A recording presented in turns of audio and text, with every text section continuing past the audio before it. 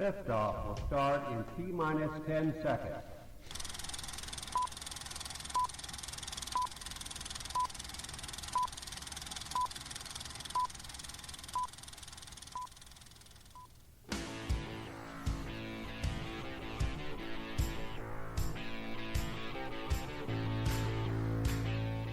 Hey everybody, this is Evan and John, and you're listening to the Boomer and X Show.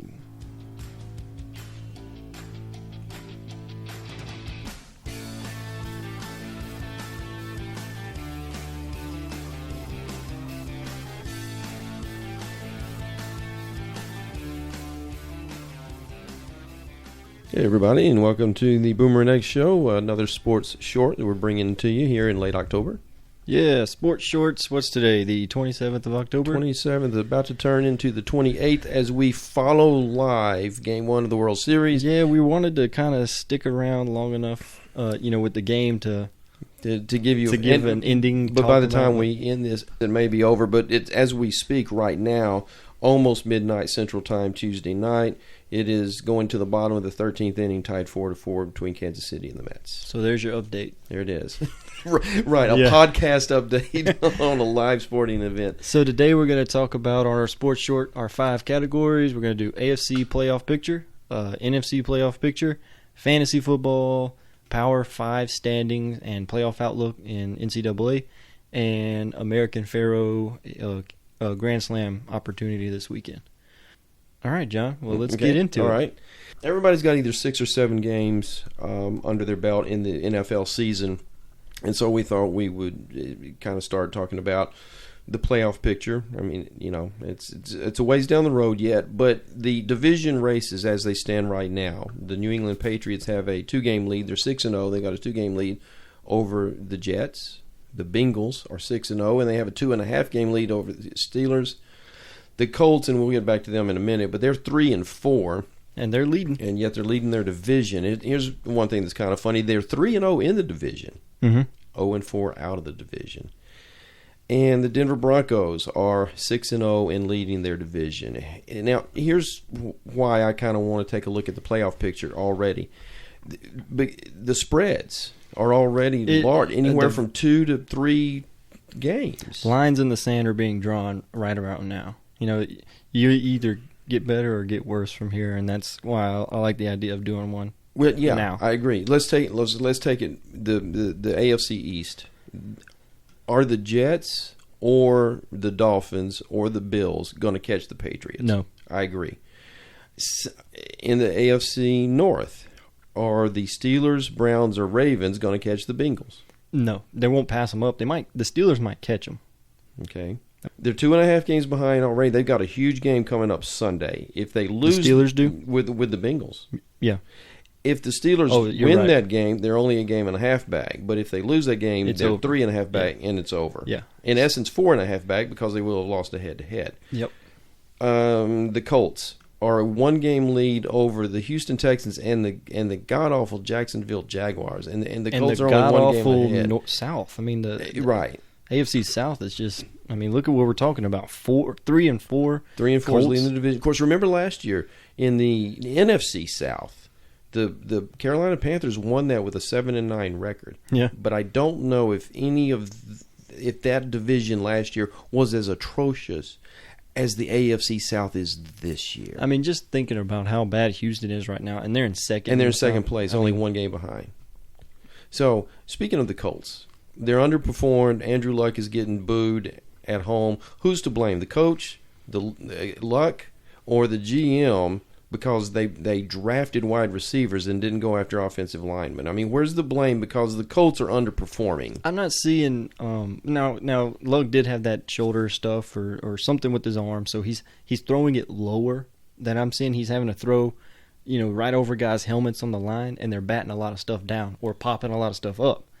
So you're saying it's an injury issue? I'm seeing injury stuff, and he needs help that he didn't get.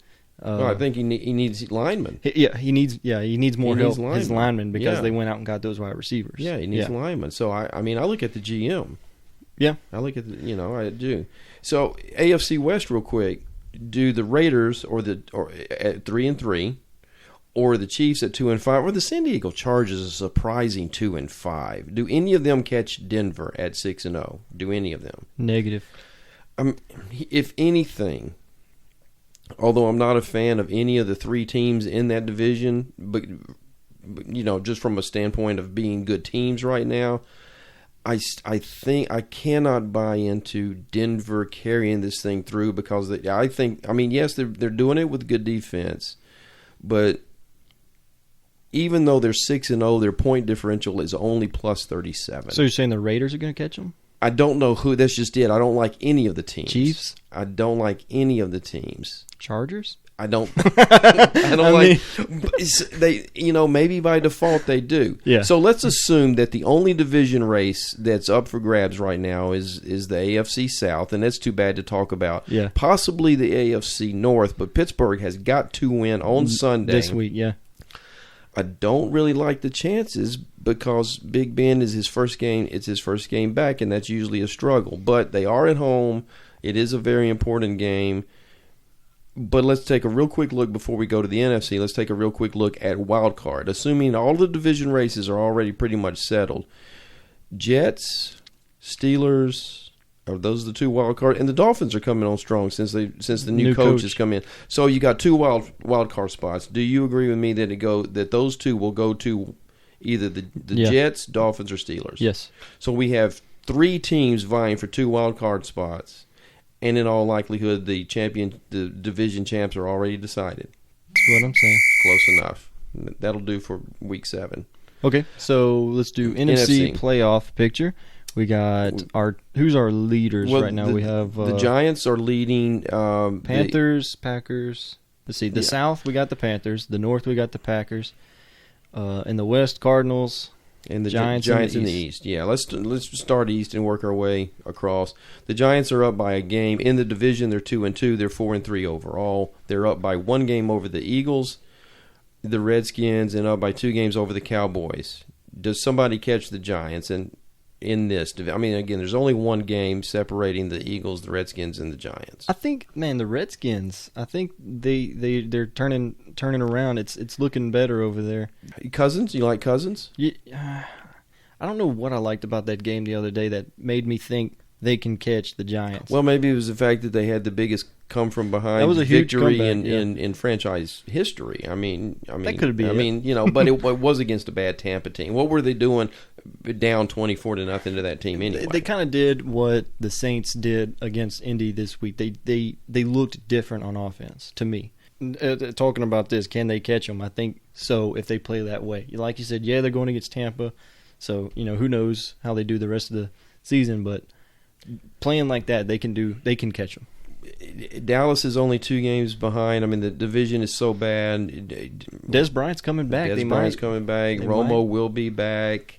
I think the division's up for grabs, even though the Cowboys have lost 4 in a row. I can't say they're out of it. They're 2-4 right now, right? Yeah. Packers. Anybody, either Minnesota, Chicago, or Detroit, going to catch Green Bay? Yeah, Chicago. I'm kidding. No, it's not happening. Yeah, I don't see it. Okay, here we go. The NFC South, and before I forget, let me say this about the Saints. 2 weeks in a row, we have said they were going to lose, and they have won. They beat Atlanta, and then they went on the road to Indianapolis. And we have a listener to the show who lives in New Orleans and has let me hear about it. Yep, we have to come clean. Yeah. Well, actually, what the listener said was we should just keep saying Saints are going to lose because they'll keep winning. So we might even have to have an eating crow segment each show for wrong predictions. A man up segment or something. But in the NFC South right now, we got Carolina at 6-0 and Atlanta at 6-1. I'll be surprised if Tampa or New Orleans enter the division race. I will be. Yeah, me too. Okay, me too. So then we've got Arizona leading their division out in the NFC West 5-2. The Rams are 3-3. The Seahawks 3-4. That's surprising. They're digging out of that hole though. I don't know.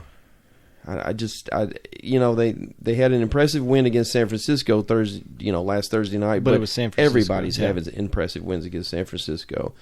What do you think about and a lot has been made. I mean, you can't watch the Saints game without them referencing Jimmy Graham being gone 47 times during the broadcast. Why do the Seahawks grab a tight end that's not known for blocking, but known for receiving, and then don't use him? Yeah, last year the Saints were talking about making him a wide receiver, changing his position to wide receiver, and then you go and trade him, and the team that picks him up uses him as a blocking tight end. I don't get it. Why don't you put him out there catch? I don't know. And he's frustrated too. He's made it known. Yeah. He doesn't like it too much. I don't know. Why would you? All right, that's like saying, why would you pick up a wide receiver and not ever throw the ball to him? Because that's essentially what he is. Put him in the red zone. Get your touchdowns. I don't really understand what they're doing.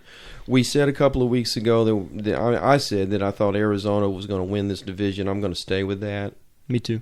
And I like the Rams because of their defense and Gurley. I mean, my God, Gurley, since he's gotten healthy and started playing, he's taken the league by storm. Yep. But they have no receivers to catch anything. Yeah, so he's kind of their main target every game now. And well, I mean, they've got to be able to throw the ball successfully. You can't just get it on the back of Gurley. But still, the Rams are 3-3. They are 2-0 in their division, including a win over Seattle. Mm-hmm. So I think the Rams can push the Cardinals, but I'm going to go with the Cardinals. I'm going to say the Panthers and Green Bay. As far as winning the divisions, I think they're the NFC East. They're is sitting wide cushy. Open. Yeah, the NFC East is wide open. But the North and South are pretty much Packers and Panthers going to roll with that. Yeah, I think so. Falcons probably end up as a wild card. So let's get to wild cards. Who do you think? I'm going to go with whichever one doesn't win the division. The Panthers or the Falcons will be a wild card, and I'm going to say the Vikings. I don't think any of the NFC East teams will be a wild card. I think the Vikings managed to get that. All right, that was loud. That was loud. So next, fantasy. We have some issues with quarterback, and I'm glad we can call them issues because we've got Big Ben coming back. Yeah, so now what we're talking about is our Boomer and X fantasy team that we got that we in order that we could talk about, and we haven't hit it in a couple of weeks. So now what we had Ben Roethlisberger as our starting quarterback, and we had Tom Brady. Roethlisberger went down. Brady's done well for us, but now Roethlisberger's coming back. You and I are trying to decide: do we start Brady on Thursday night at home against Miami, or do we start Big Ben on Sunday at home against Cincinnati? What are your thoughts? I say Brady because we have Martavis Bryant and we have Antonio Brown. So if we add, so you're saying in essence we're already playing Roethlisberger anyway. Exactly. Everything he throws to them we get. I agree. So take the chance and put him in, and he doesn't do good, then we have three positions do bad. Yeah, I agree. We'll put Brady in. He's going to stay hot, I believe. And I'm leaning the same way. Stay with Brady this week. Yeah. Let Ben come in and get a game under his belt, and then we'll probably flip him down the road. And may depend on matchups. But again, we are already playing Ben by virtue of the fact that we're playing Martavis and Antonio. So here's our starting lineup right now for the coming week. Brady going up against Miami. Antonio Brown against Cincinnati. Travis Benjamin going up against Arizona. Martavis Bryant against Cincinnati. Chris Ivory going up against Oakland. Lamar Miller at New England. Larry Donnell at New Orleans. And Dante Moncrief at Carolina. That's who we have right now. I'm not going to get into our bench players, but I will say this.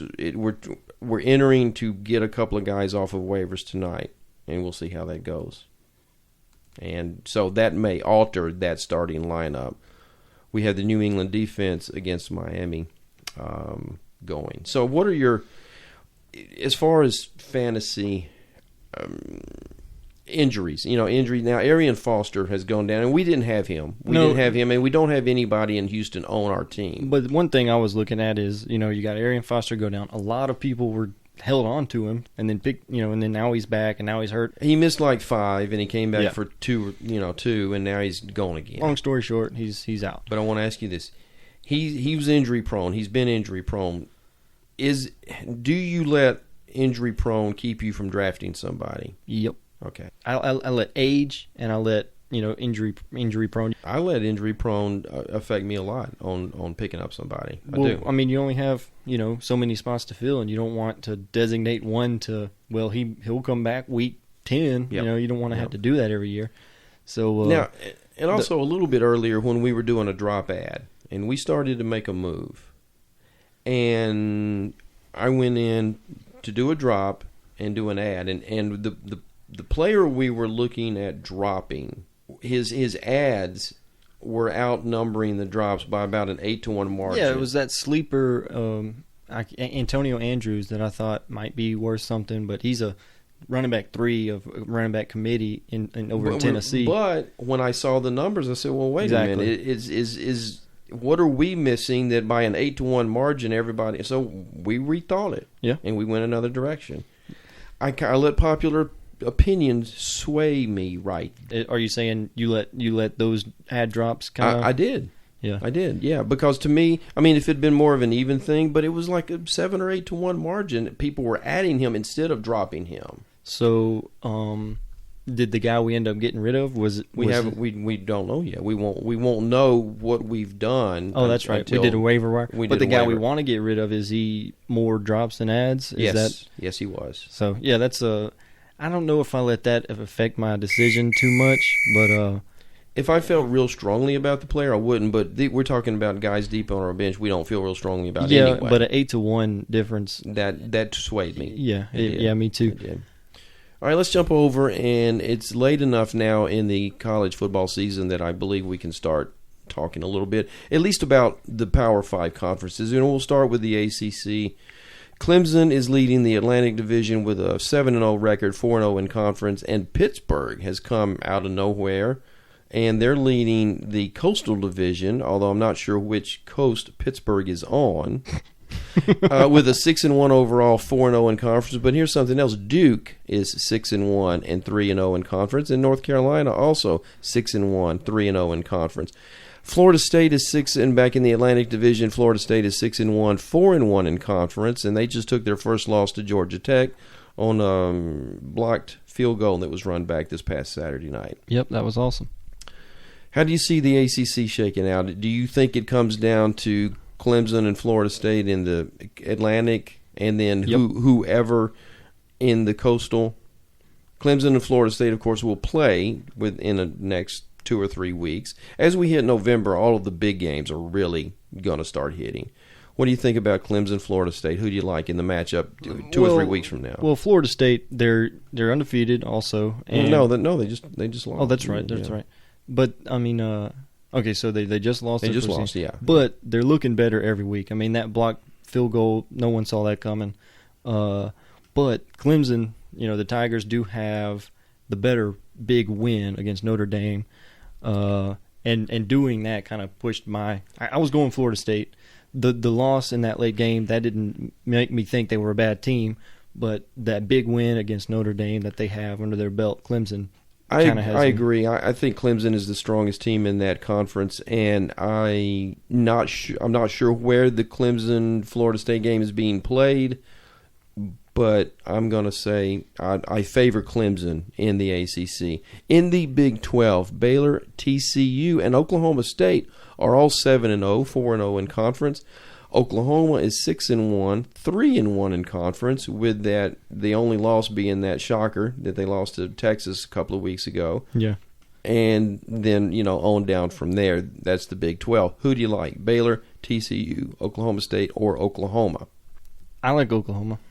Oklahoma State, they're one of the 3 undefeated also, but I just watching Oklahoma play, I don't keep up with the what is this ACC? This is the Big 12. I don't keep up with the Big 12 that much, but watching Oklahoma play, I just like those guys, how they're playing offensively.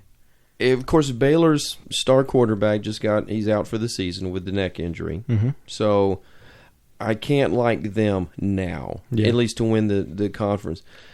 TCU gives up a lot of points. I kind of like Oklahoma State. Okay. For the Big 12. In the Big 10, We've got Michigan State and Ohio State are both 8-0 in the Big Ten East. Iowa is 7-0 in the Big Ten West. Penn State is 6-2. Michigan is 5-2. That's over in the East again. Wisconsin and Northwestern are both 6-2 overall. What do you think? Michigan State, Ohio State, Iowa. What do you like in the Big Ten? I like Iowa. They're undefeated, and they look more capable of running the table because they have a pretty soft schedule now. That's pretty much what keeps me looking at Iowa. I'm going to say Michigan State, and here's why. Ohio State and Michigan still have to play. Yep. Since I planted my Big Ten football flag firmly in Camp Harbaugh before the season even started, I'm going to leave it there and say that Michigan defeats Ohio State. So even though Michigan's taking a nosedive on playoff hopes, they can still take Ohio State's out. They can. Yeah. They can. And that's rivalry weekend. That's going to be Thanksgiving weekend they play. I'm going to say Michigan beats Ohio State. Michigan State has already beaten Michigan. I'm not even and they will play Ohio State. Mm-hmm. I'm going to go with Michigan State. All right, hit me with some Pac-12. Who do you think? And the Pac-12 is wide open. We got two more to hit. Hit them real quick. Stanford is 5-0 in conference, and Utah is 3-1 in conference after just taking their first loss. Washington State is 3-1 also in the Pac-12 North. UCLA's 2-2. I just like Stanford. I mean, they lost the first game of the season to Northwestern out of the Big Ten. They've been rolling since. I like Stanford. I'm gonna go with Stanford. I would have said Utah if we did this last week, but I might have to agree with you. Stanford's got my vote. And SEC. I'm gonna say Tigers. I agree. And I'll also do another little side note. It does matter what they do against Bama. It very much matters what they do against Bama. Yes, it very much matters. The game is in Alabama. That game is not until Saturday after next. So we're going to preview that game on next week's Sports Shorts. So we're going to give it its own. We're going to give it its own 5-minute time slot. I will say this: the line, the opening line, was actually Alabama by 6.5. It kind of surprised me.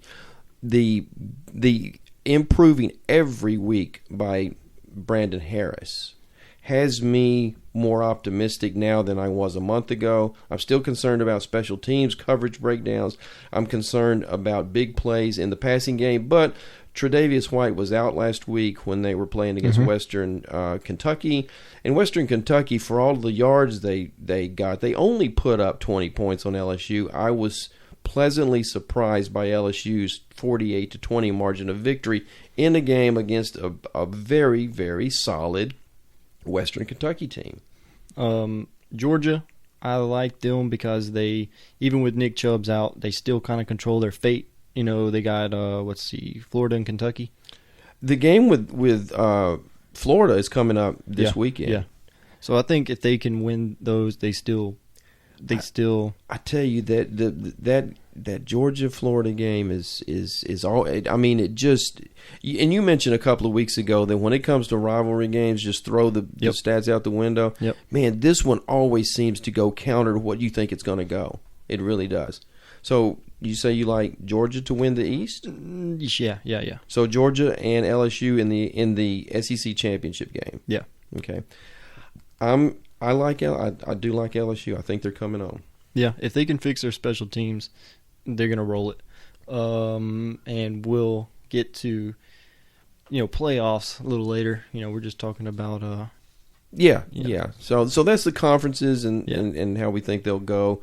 We'll cover playoffs next week. So number 5, we got American Pharaoh. He is our Triple Crown winner, and he is going up for his Grand Slam, which you tell me isn't. Well, and here's why I think. Well, first of all, coming up this weekend, Friday and Saturday, is the Breeders' Cup series of races, and it's 13 races, and it's it's all ages. It's fillies and mares. It's males. It's on grass. It's on turf, it's sprints, it's routes, it's everything. But on Saturday, the Breeders' Cup Classic, which is 1.25 miles on dirt, 3 years old and up, will be run. American Pharoah will be in that race, and it is a deep field. I have the past performances you were showing me. It's here in front of me. And they have a mare in there. There is a a mare that has. Her name is Beholder. She is 15 out of 20 lifetime, 5 out of 5 this year. Career earnings, $4.4 million.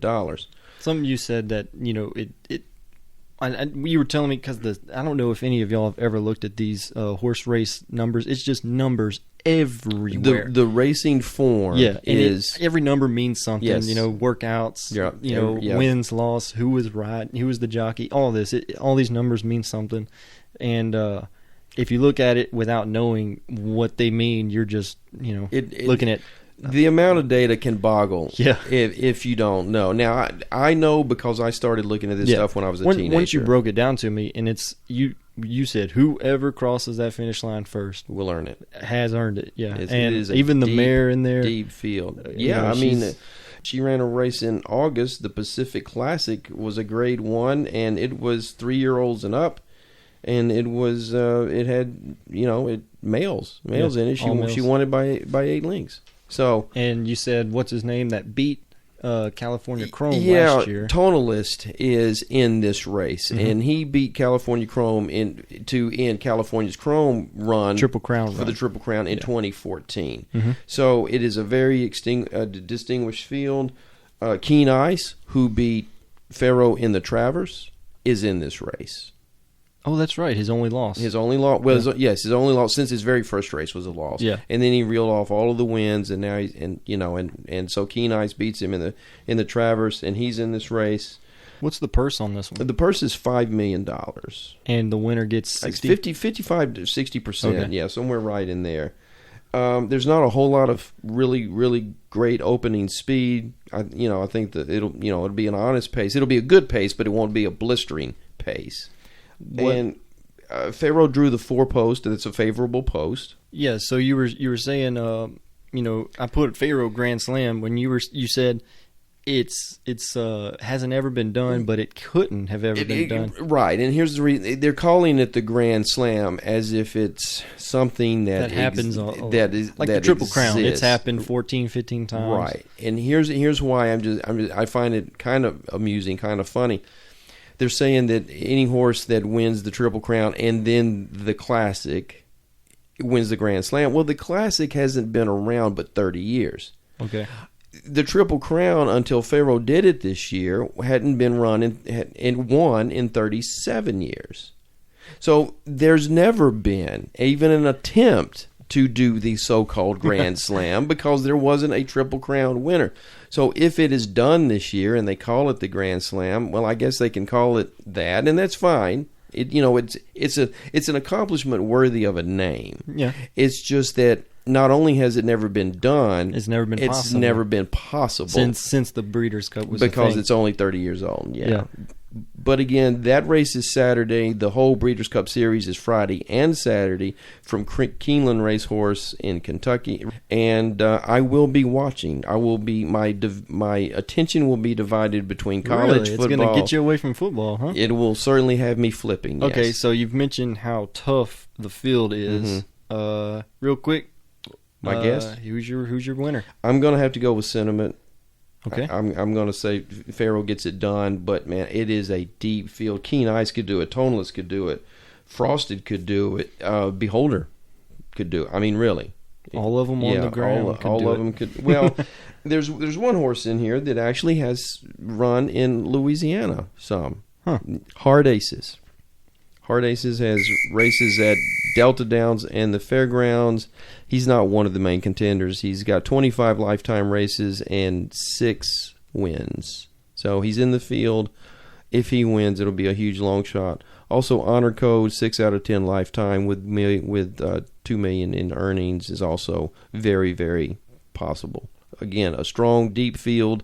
Out of the 10, I would say at least 7 and maybe 8 have a legitimate shot at winning. Mad Dash time. Yeah. So we have let's start off Greg Hardy. Cowboys lost. a pretty embarrassing loss because they were up by so much. Yeah. What was it, 21 to nothing at the half, right? I'm not sure. I might be getting two games mixed up. I don't think it was. I didn't see that game. What I saw was the punt return, and then I saw Hardy go ballistic.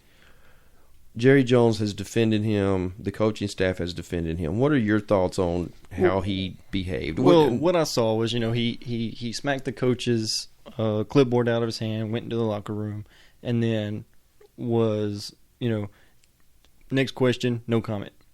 Next question, no comment. He wouldn't talk to the press.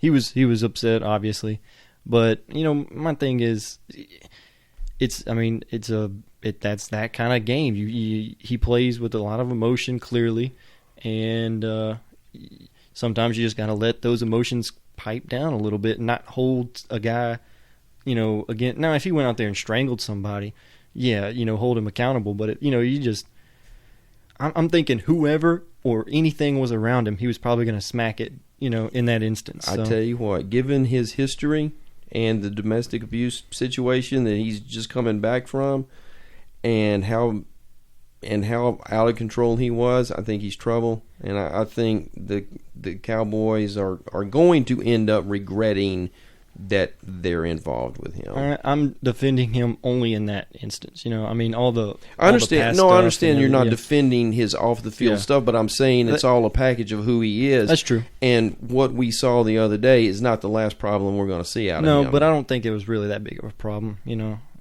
That's just me. Well, we'll see going forward. NBA action started tonight. This is your baby. Yeah. Well, I just wanted to say acknowledge it. Yeah. Well, it started. To me, I don't really even care until 3/4 of the season is over, because half of the teams are barely fielding the team. Yeah, they're barely putting their starters out on the court. Everything I hear is that it's the Cleveland Cavaliers' year. Really? Yeah. Well, I am a Pelicans fan, and I believe it is their year. And I really want to go to the Cavaliers-Pelicans game here in the Smoothie King Center on the 4th of December. That would be a cool one to see, because apparently it's those two's year, and it'll be early in the season. They're playing here? They're playing in New Orleans. Oh, okay. Okay. Yeah. All right. Smoothie King. That's what it is, right? The Smoothie King? You got me beat. Yeah, so that's, first night of NBA. I don't want to even tell you about the scores. I want to go check on the World Series. You want to go check on it? I want to go check on it. Go ahead. Okay. The game is over, and they're interviewing a player, and it's a Kansas City Royal, so I'm assuming they won. Yeah, they won 5-4 in the bottom of the 14th. Okay. They went 14, man. Well, so we weren't patient enough to see the end of it. Well, we have to record and edit and get it ready to go out to our eager public. So the Royals are up 1-0. They're playing tomorrow at home again. What do you think, Royals or Mets overall? I'm gonna say Royals. I of course my Cubs prediction earlier, that I made last week didn't come true. Back to the Future was wrong. So, but yeah, I'm gonna go with the Royals, because this is the same team that went 7 games last year. I like the fact that they were there last year, lost it in 7, and they're back.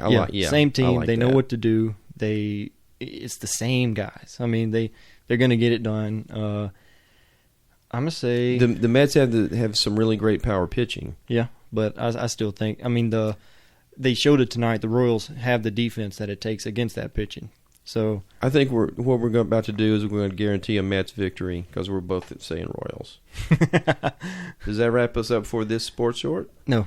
So last little mad dash topic is we have this Miami coach at Miami, not the Dolphins, the University of Miami, the Hurricanes. The U, yeah. Got this head coach position open, and I haven't heard too much about a bunch of people running at this job, and used to, especially, 4 or 5 years ago, people would be lining up at the door for this spot. So is this head coach position the, college coach hopeful position, dream job that it used to be?